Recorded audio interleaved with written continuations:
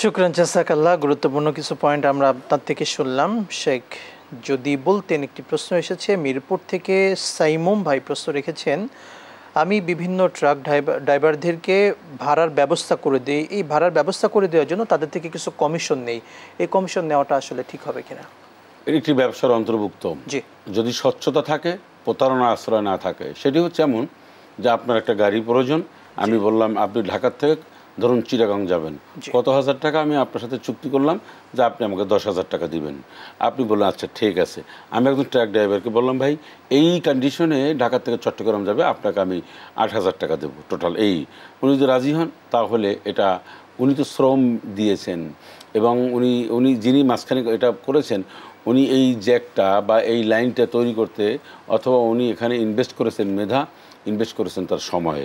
টাকা হচ্ছে গাড়ি আপনার, টাকা আর একজনের, মাঝখান থেকে উনি সহি শুদ্ধভাবে নিয়েছেন। আপনি যদি তার সাথে এরকম একদম স্পষ্ট কথা থাকে তাহলে আর কোনো প্রতারণার কোনো জায়গা না থাকে তাহলে কোনো সমস্যা নেই। চমৎকার বলেছেন, শুকরান জাযাকাল্লাহ। আমরা ইসলামী ঐক্যের গুরুত্ব নিয়ে শুনছিলাম এমন মুহূর্তে যে সময়টিতে ঐক্য একান্ত জরুরি, প্রত্যেক মুসলিমদের, আলেমদের, প্রত্যেকটি মানুষের। শেখ চমৎকার কিছু পয়েন্ট বলেছেন, যদি এই পয়েন্টে বলতেন আসলে আমরা ঐক্যের কথা বলি কিন্তু ঐক্যের পথে অন্তরায় কি কি, যে কোন কারণে ঐক্য ঠেকে আছে যদি বলতেন। ধন্যবাদ আপনাকে। ঐক্য হয় না কেন, এর মধ্যে প্রধানতম দুইটি কারণ। একটি হচ্ছে ঐক্য হয় না, ঐক্যবদ্ধ যারা হবে তারা পার্থিব স্বার্থকে তারা সবসময় জন্য প্রাধান্য দেয়।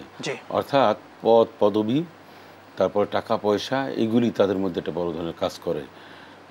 দেশের সম্পদ, দেশের মানুষ, দেশপ্রেম যখন অনুপস্থিত থাকে, দেশের প্রয়োজন, দেশের সম্পদ, এগুলি যখন মানুষ উপলব্ধি কম করে এবং ব্যক্তি চরিতার্থ অর্থাৎ ব্যক্তি যখন তার স্বার্থ যখন সে প্রাধান্য দেয় তখনই সে আর ঐক্যর মধ্যে যেতে চায় না। ঐক্যবদ্ধতা একটা স্যাক্রিফাইসের বিষয়।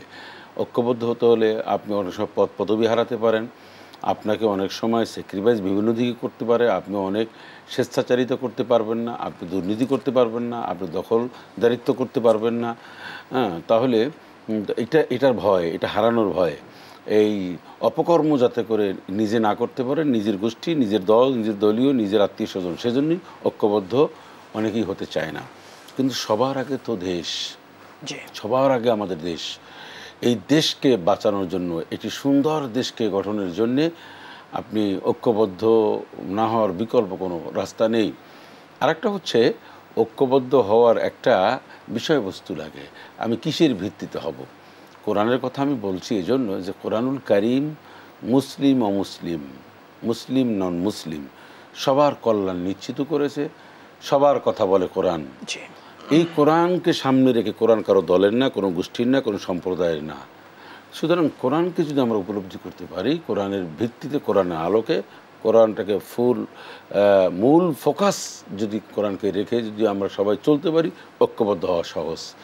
এই কোরআন থেকে বিচ্ছিন্ন হওয়ার কারণে আজকে আমরা অনৈক্য। মোট কথা আমরা কোরআন থেকে দূরে সরে গিয়েছি এবং ব্যক্তির স্বার্থ আমাদের দৃশ্যমান, এবং এই স্বার্থের কারণে আমরা কিন্তু ঐক্য হচ্ছি না অনেকে, এবং ঐক্যের পথে উল্টা বাধা দিচ্ছি আমরা। আমি নিজে হচ্ছি না, অর্থাৎ একজন হচ্ছে না সে, এবং অন্যকেও না হওয়ার জন্য যা যা করা তাই সেগুলো করছে। শুকরান জাযাকাল্লাহ।